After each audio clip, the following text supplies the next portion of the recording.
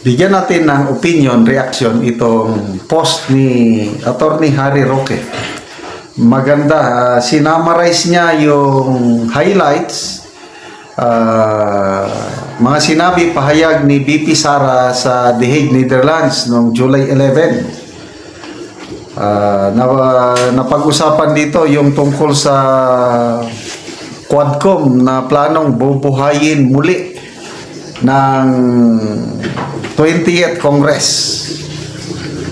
So ito, basahin ko napakadaling intindihin. Muling nagpasalamat si BP Sara sa mga Pilipino na nasa Duterte Street at mga Pilipino na nag-aabang ng balita sa social media patungkol kay dating Pangulong Duterte. Kasabay nito, nagpasalamat din ang pangalawang Pangulo sa social media personalities na nagbibigay balita, sumusuporta at dumidepensa kay PRRD online. Nakakatuwa naman yung mga kababayan nating nasa Duterte Street araw-araw. Salamat, Alvin and Tourism. Marami pa, Pinoy in Holland. Basta nasusundan ko lahat ang mga post nila at nakakatulong dahil nabibigyan tayo ng update. Okay.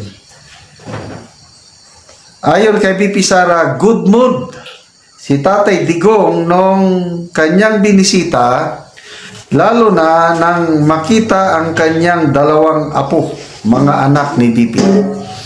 Ito talaga importante, mga apo. Kami, mga lolo naman kami, lola. Pag makapiling namin ang mga apo, talagang masayang-masaya kaming mag-asawa. Kaya ito, sana madalas na may apo ni Tatay Digong na magbisita sa kanya para hindi siya ma-depress. Nakakalungkot naman yung maghabilin na siya na i-cremate nyo na lang ako pag mamamatay ako.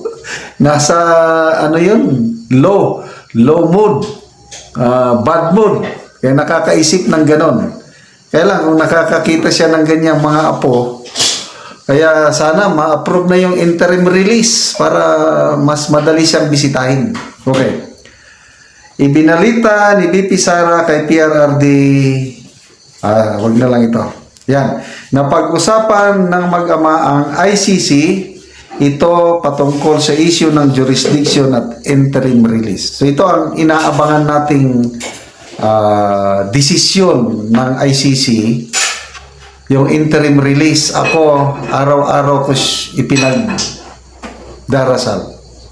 O kahit nag-oppose o nag-object ang prosecution, walang problema, walang imposible sa ating Diyos. Ituloy lang natin pagdarasal na maaprubahan ang kanyang interim release. Then of course, yung mas importante yung issue of jurisdiction, kasi once na mag-decide ang tatlong judges na walang jurisdiction ng ICC, di uwi ng ating Tatay Digong. So yan, interim release as jurisdiction issue. Muling binalikan ni BP Sara ang mga pangyari sa House of Representatives ukol sa confidential funds mula sa budget hearing at committee hearing. Okay, hindi nagbigay ng komento si BP Sara sa resolusyon ni Senator Cayetano. Hayaan na lang daw ang mga abogado ni PRRD ang sumagot sa bagay na ito. Magpasalamat tayo kay Senator Cayetano sa kanyang resolusyon, urging the Philippine government to coordinate with ICC para palabasin si PRRD at magkaroon na lang ng house arrest doon sa Philippine Embassy sa The Hague. O di ba napakaganda? Sana maawa ang administrasyong ito. Okay. Hindi nagulat, ito na, yung Quadcom. Hindi na nagulat si BP Sara sa pagbuhay muli ng Quadcom. So ito ang statement ni BP. Obviously, ang gusto nila, Quadcom, bubuhayin ang gusto nila burahin ang mga Duterte at mga tao na sumusuporta sa mga Duterte. Diyan sila nagkakamali. You cannot put a good man or woman down.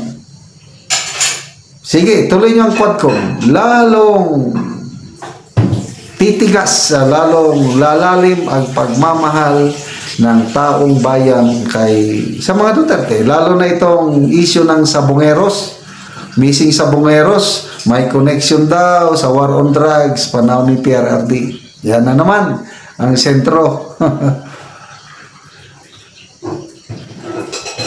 Ayon kay VP Sara, wala pa siyang nakikitang listahan ng mga testigo sa ICC.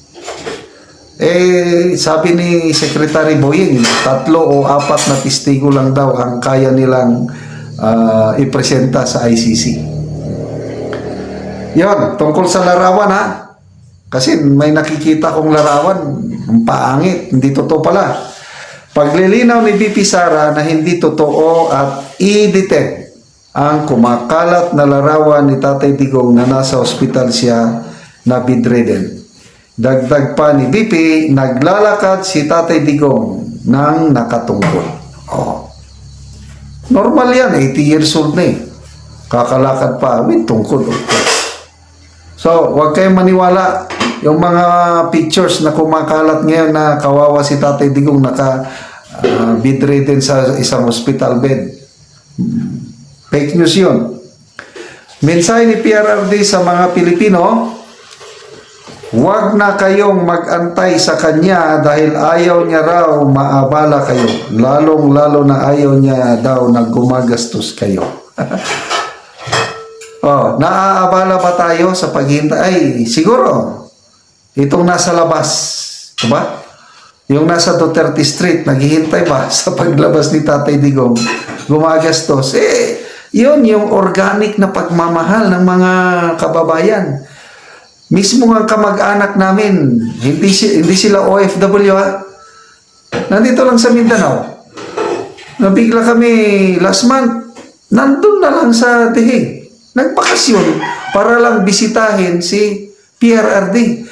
Ganon katindi yung pagmamahal ng nakakaraming Pilipino sa ating minamahal na Tatay Digong.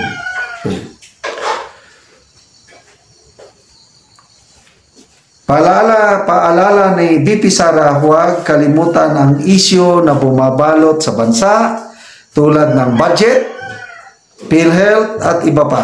Hindi ito trabaho ng isang tao lamang, ito ay trabaho nating lahat, trabaho nating ayusin ang ating bansa. Correct po. Mag-ingay po tayo.